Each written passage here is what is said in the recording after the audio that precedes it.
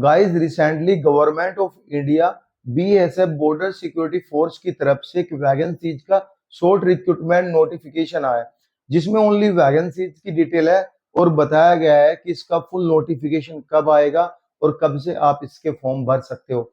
लेकिन हमारी जो ये वीडियो है इसमें कंप्लीट सिलेबस के बारे में बात करेंगे। सिलेबस क्या है, एग्जाम पैटर्न क्या रहने वाला है, नेगेटिव मार्किंग है या नहीं है। लेकिन जो ये वैकेंसीज है ऑलमोस्ट इंडिया की सभी पैरा मिलिट्री फोर्स में वैकेंसीज आई है और ये वैकेंसीज है हेड कांस्टेबल मनिस्ट्रल की वैकेंसीज है और एएसआई स्टैनो की वैकेंसीज है। जिस फोर्स में आप जा सकते हो उस फोर्स के अनुसार एक मेरिट लिस्ट प्रिपेयर होगी और आपका उसमें सिलेक्शन होगा एज पर योर नंबर। जितने भी आपके नंबर है फोर्स के अकॉर्डिंग एक मेरिट लिस्ट यहाँ पे प्रिपेयर की जाएगी। देखो सिलेक्शन प्रोसीजर की बात करें, इसमें सबसे पहले एक रिटन टेस्ट होगा जो सभी गवर्नमेंट फोर्सेस में होता है। वो एक रिटन टेस्ट होगा आपका 100 मार्क्स का, ठीक है। उसके बाद आपका एक फिजिकल होगा। फिजिकल के बाद आपका यहाँ पे स्टेनो और टाइपिंग टेस्ट भी होगा। स्टेनोग्राफर के लिए स्टेनो का टेस्ट और जो यहाँ पे मिनिस्टर के लिए यहाँ पे टाइपिंग टेस्ट होगा, ठीक है। फिर आपका यहाँ पे डॉक्यूमेंट्स वेरिफिकेशन होगा। फिर फाइनल स्टेज में आपका मेडिकल होगा। फिर एक मेरिट लिस्ट प्रिपेयर होगी जिसमें कि आपका सिलेक्शन होगा। मैं एक चीज पहले क्लियर कर दूं, अभी 2021 में जो वैकेंसीज आई थी बीएसएफ की तरफ से सेम ही वैकेंसीज थी, ठीक है 21 में। इसका अभी भी 24 चल रहा है। इसका सिर्फ फेज 2 का इसका जो है अभी रिजल्ट आया है, बाकी कुछ भी नहीं आया, फाइनल अभी नहीं आया। तो इस वैकेंसीज के भरोसे नहीं रहना कि मेरी तैयारी अच्छी है, मैंने प्रिपरेशन अच्छी कर रखी है, क्योंकि अभी जो वैकेंसीज है 2024 में, अब यार ये पता नहीं 2028 तक का भी टाइम ले सकते हैं। कोई भरोसा नहीं बीएसएफ का कि ये कब तक कितना टाइम ले। तो फॉर्म तो आप भर देना, तैयारी भी आप करते रहना, लेकिन किसी दूसरी वैकेंसीज के लिए भी आपको प्रिपेयर होना है, ठीक है। बात करेंगे रिटन टेस्ट की। जो इसका रिटन टेस्ट है वो आपका 100 एमसीक्यूज यानी मल्टीपल चॉइस क्वेश्चन आएंगे और ये जो क्वेश्चन है एक क्वेश्चन 1 मार्क्स का है यानी 100 मार्क्स का आपका एग्जाम होगा। और ये आपका ओएमआर और एग्जाम बीएसएफ ही लेगा, बीएसएफ अपने सेंटर पे बुलाएगा और वहां पे आपको बैठाएगा और ये ओएमआर बेस आपका एग्जाम होगा, यानी गोले भरने वाला जो पहले एग्जाम होते थे अभी भी वो एग्जाम हो गए। इवन पैरामिलिट्री फोर्स में सभी में ऐसे एग्जाम होते हैं, क्योंकि कोई टेंडर नहीं देता, बहुत खर्चा होता है टेंडर देने पे और ये जो है पैसे भी स्टूडेंट से कम लेती है, ठीक है। ऐसे इसको पूरा करने के लिए 1 घंटा 40 मिनट का टाइम मिलेगा, आप आराम से बैठ के एग्जाम को पूरा कर सकते हो। टाइमिंग बहुत है। लेकिन जो यहाँ पे फिजिकल की रेशियो है, देखो जो हेड कांस्टेबल मिनिस्ट्रियल की वैकेंसीज है उसमें जो फिजिकल के लिए स्टूडेंट जाएंगे 1:10 की रेशियो में जाएंगे, ठीक है। और एएसआई स्टेनो के लिए जो स्टूडेंट फिजिकल के लिए जाएंगे 1:30 की रेशियो में जाएंगे। 30 की रेशियो में वो ज्यादा इसलिए जाएंगे क्योंकि भाई स्टेनो का इजिली जो एग्जाम पास नहीं होता है, स्टेनो की जो स्टेनोग्राफी है वो इजिली नहीं होती है। इसमें अगर मिनिमम आपका क्वालिफाइंग भी है ना तो कहीं ना कहीं 80% चांस है कि आपका नंबर आ जाए। 35 40 50 40 तक भी आपका यहाँ पे सिलेक्शन हो जाता है। इवन लास्ट टाइम ऐसा ही हुआ है, ठीक है। मिनिमम क्वालिफाइंग मार्क्स भी यहाँ पे रखे हैं। यूआर ईडब्ल्यूएस के लिए 35%, ओबीसी एसटी और एससी के लिए 33% यहाँ पे मिनिमम क्वालिफाइंग मार्क्स रखे हैं। और इस एग्जाम में कोई भी नेगेटिव मार्किंग नहीं है। आप जो है 10 15 20 क्वेश्चन में तुक्के भी लगा सकते हो, क्योंकि इसमें बस मिनिमम क्वालिफाइंग दिया है। इतने तो आपको नंबर लेके ही लेके आना है, कुछ भी हो एनी हाउ आपको ये नंबर चाहिए 35% and 33% as per your category.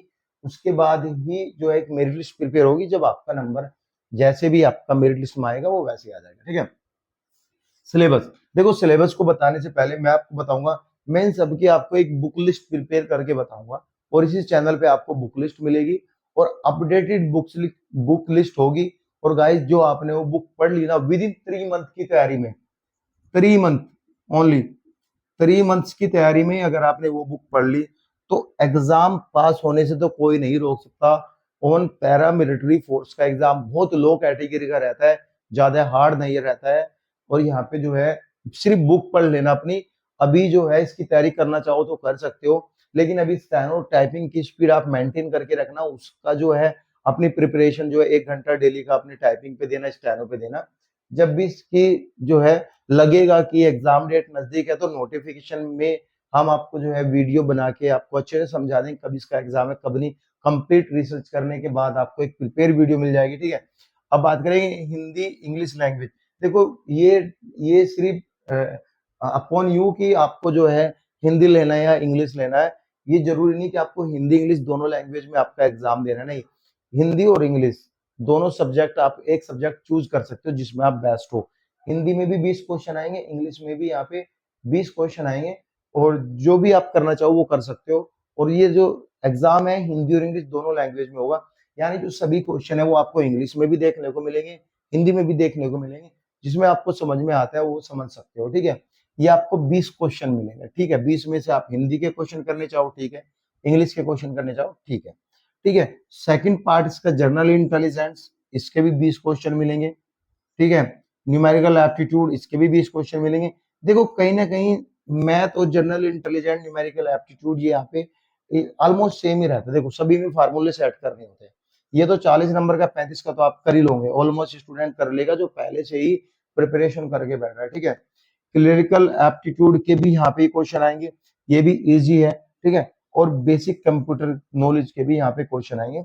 ये 5 पार्ट में एग्जाम को डिवाइड किया गया है, और गाइस 20-20 नंबर के ये सभी पार्ट आएंगे, तो टोटल एग्जाम आपका 100 मार्क्स का हुआ, ठीक है। अब बात करेंगे स्टेनो की टाइपिंग को लेकर।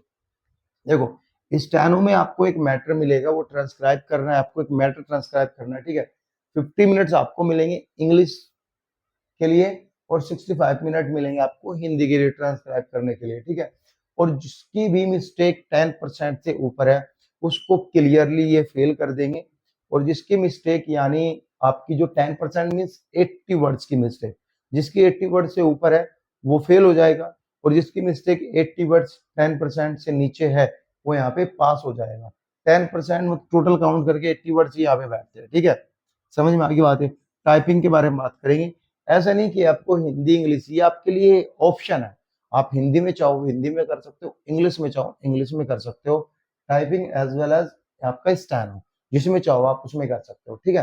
35 वर्ड्स पर मिनट आपको इंग्लिश में टाइपिंग करनी है, और 30 वर्ड्स पर मिनट आपको हिंदी में टाइपिंग करनी है। 10 मिनट का टाइम मिलेगा।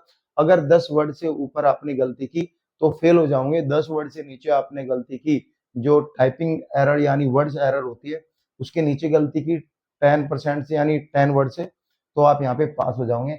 दोनों में टाइपिंग आपको नहीं करनी है। इंग्लिश में आप चाहो तो इंग्लिश में, हिंदी में चाहो तो आप हिंदी में। फॉर्म जब आप फिल करोगे ध्यान रखना कि उसमें लिखा रहता है कि टाइपिंग आपको किसमें करनी है, टाइपिंग प्रेफरेंस देने के लिए।